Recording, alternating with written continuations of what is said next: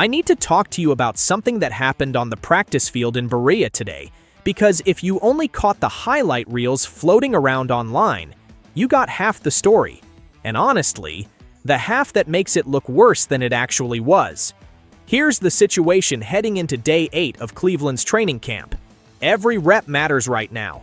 Every throw, every read, every split-second decision either builds a case or tears one down, because this isn't just practice.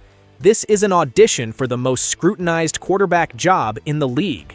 And today, that audition took a turn nobody expected, at least not the way it got framed afterward. Let me set the scene for you.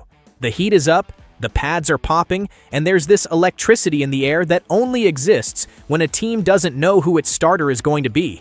Shedeur Sanders jogs out with the offense, and you can feel the camera swivel toward him before he's even taken a snap. That's the world he lives in now. Every mistake gets magnified, every success gets questioned, and every single day gets turned into a referendum on whether he belongs. And today, the story writes itself in the worst possible way at first. Sprint right option. That's the play call. The offense shows it, tries to get the defense flowing one direction so they can counter behind it. Shedeur drops back, and this is the moment. He's looking for a window in double coverage, tries to thread it, and safety Grant Delpit gets a hand on it. The ball pops up, it's tipped, and in the chaos of a tip drill interception, the defense comes down with it. Pick number 1. First interception of the day for Shedeur, and if you're a fan watching from the sideline, your stomach drops a little. I'm not going to sit here and pretend that wasn't a real mistake, because it was. He forced a ball into a spot with 2 defenders sitting right there, and in a real game, in the red zone especially, that's the kind of throw that ends drives and shifts momentum. There's no spin I can put on that. It happened, it's on tape, and the analysts on site broke it down in real time. This wasn't a case of a receiver running the wrong route or a miscommunication. Shedeur made the decision, and the defense made him pay for it. But here's where I need you to lean in, because this is the part that gets buried under every Shedeur struggled headline that's about to flood your timeline. What happens after a mistake tells you more about a quarterback than the mistake itself ever could. Anybody can look sharp when nothing's going wrong. The real test, the one that separates a guy who's going to survive in this league from a guy who's going to crumble under it, is what he does in the next series, the next throw, the next moment when the whole building is watching to see if he's rattled. Shedeur didn't blink. Just a handful of snaps later, 3rd and 5, a situation where you absolutely need your quarterback to be decisive, he comes right back and finds Gage Larson on a slant route, delivers it with anticipation, moves the chains like the interception never happened. And then it gets better. He connects with Tylan Wallace on a play where he shows off the exact kind of mobility that the doubters keep insisting he doesn't have. I don't know what tape people are watching when they claim this kid can't move in the pocket, because out there today, he was sliding away from pressure, extending plays, using his legs to buy time in a way that direct pocket passers simply can't do. That's not a small thing. That's a trait NFL coaches build entire offenses around, and it's exactly the kind of quarterback that this coaching staff has had success with before. Then came the play that had everybody on the practice field buzzing, a designed trick play, beautifully disguised, springing Denzel Boston loose. Shedeur delivered it right on target, and Boston did the rest, taking it up the sideline in what looked like a genuine home run ball if this had been a live game. And can we talk about this receiver room for a second? Because Denzel Boston paired with Quinshon Judkins in the backfield, and Jerry Jeudy already established as a proven veteran threat, this offense has serious pieces. Watching Shedeur operate with those weapons, even in a padded practice setting, you start to see the shape of what this could become if given the runway. So by the time practice wrapped, Shedeur's story wasn't, he threw an interception. His story was resilience. His story was mental toughness under a magnifying glass that most 20-something-year-olds would wilt under. And that's not commentary I'm inventing to defend him. That's what actually happened on the field, snap after snap, once the dust settled from that one bad read. Now let's talk about the other side of this competition, because I'd be doing you a disservice if I only focused on one quarterback in a battle that's still very much a two-man race. Deshaun Watson had, by most accounts on the ground, his best practice of camp so far. And it makes sense. A guy with his pedigree, his experience, is going to have days where everything clicks, where the timing with his receivers looks effortless. Today was one of those days. He found Judy on a beautifully placed curl route, connected with Judkins on a breaking route near the sideline, and in the red zone, the area of the field where mistakes get punished the hardest, he was locating throwing lanes and delivering with anticipation. Touchdown after touchdown in those tight window situations. That's not a small sample size fluke. Multiple people on the ground who watch this team every single day were saying the difference between this Watson and the one we'd seen in previous practices was stark. Sharper decisions, better placement, a guy taking advantage of designed run-pass options with his legs when the defense gave him the lane. And look, I think that's important context, because this quarterback competition isn't a coronation. It's not a formality where everybody already knows the answer and we're just waiting for the announcement. It's a genuine battle, and today, if you're grading on pure execution and precision, Watson probably wins the day. He was the more consistent, more polished passer from start to finish. But, and this is the part I really want you to sit with, resilience and ceiling are not the same measurement as a clean stat sheet on any single Wednesday in August. Because here's what the numbers actually looked like when the dust settled. Shedeur finished 11 of 16, 2 touchdowns, 1 interception. Watson went 17 of 20, with performances in the red zone that padded his touchdown total significantly higher.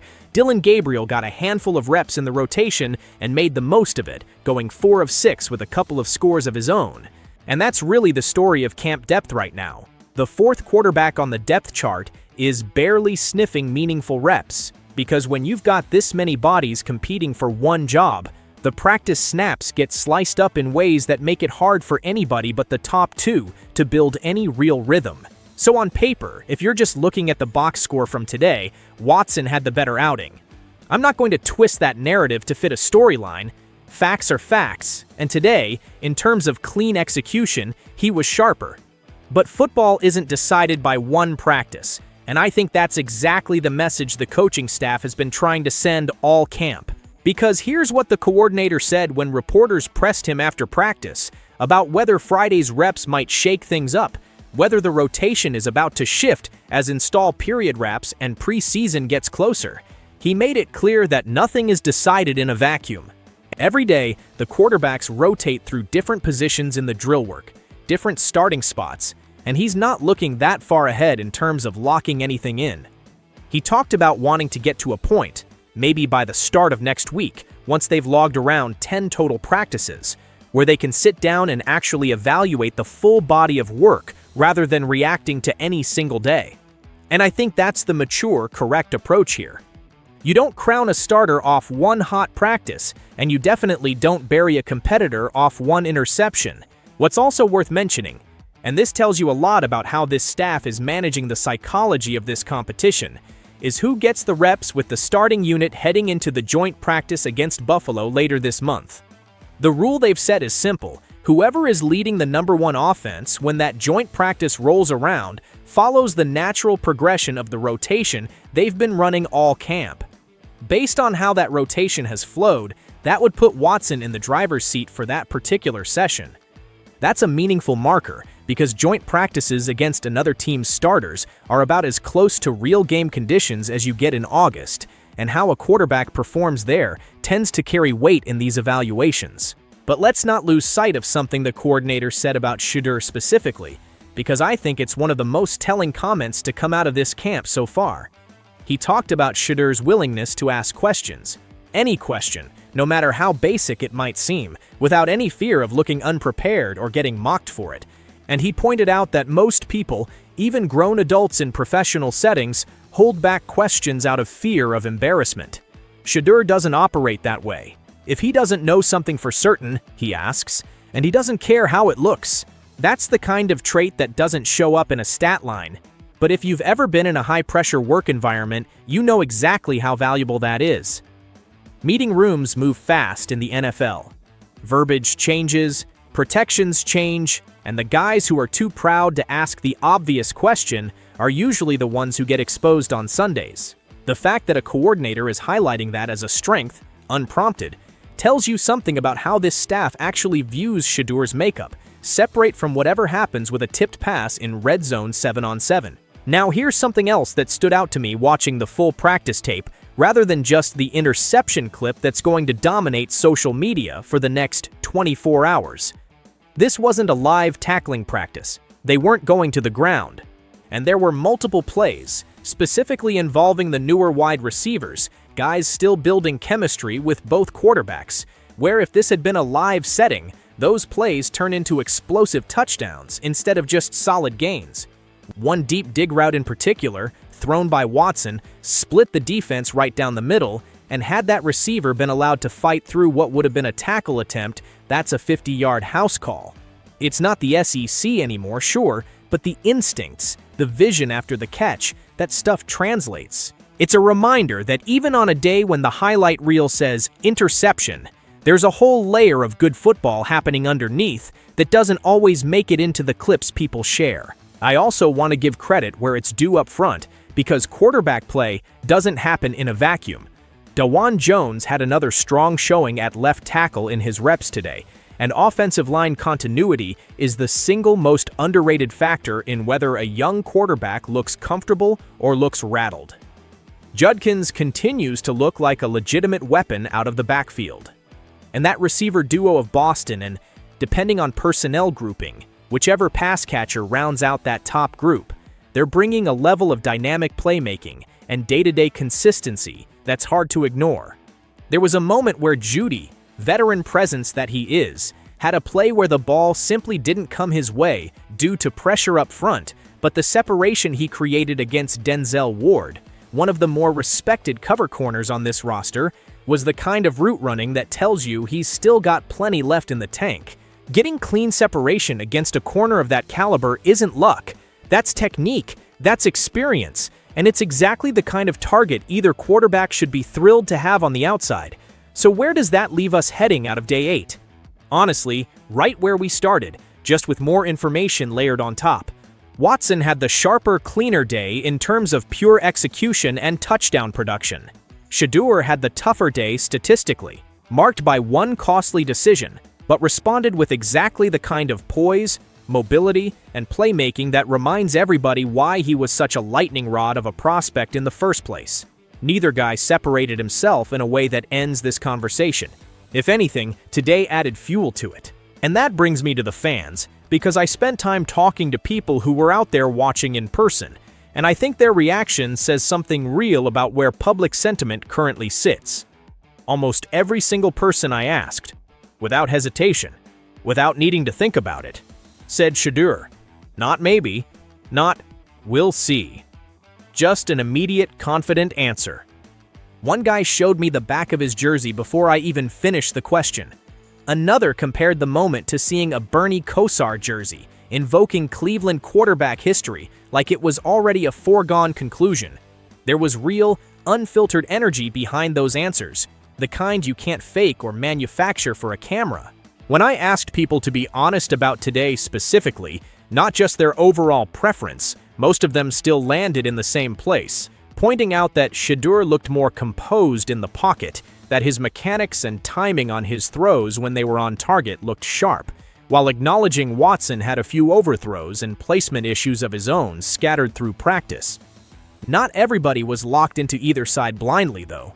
Some fans were clear that they're not rooting for a name, they're rooting for whoever gives this team the best shot to actually win games this fall, and I respect that answer just as much because at the end of the day, that's what this entire competition is supposed to be about. So here's where I land on all of this, and I want to be straight with you rather than just feeding you a hot take for the sake of engagement. One interception in a padded practice in August means basically nothing in isolation. What matters is the pattern, the trajectory, the way a quarterback responds when things go sideways in front of everybody. Today, Shedeur made a mistake, and instead of letting it snowball, he answered it with a slant for a first down, a designed run showing off athleticism people still doubt he has. and a trick play that turned into a house call. That's not a story about failure. That's a story about a competitor who refuses to let one bad rep define his day. And on the other side, Watson reminded everybody exactly why he's still very much in this fight, delivering the kind of clean, decisive, red zone execution that got him here in the first place. This competition isn't close to over. Install period wraps up tomorrow, preseason games are right around the corner, and real bullets are about to start flying in a way that practice reps simply can't replicate. But if Day 8 taught us anything, it's that betting against either of these two right now would be premature. One threw the better stat line, one showed the better recovery under pressure. And somewhere in between those two truths is exactly where this Browns quarterback race currently lives.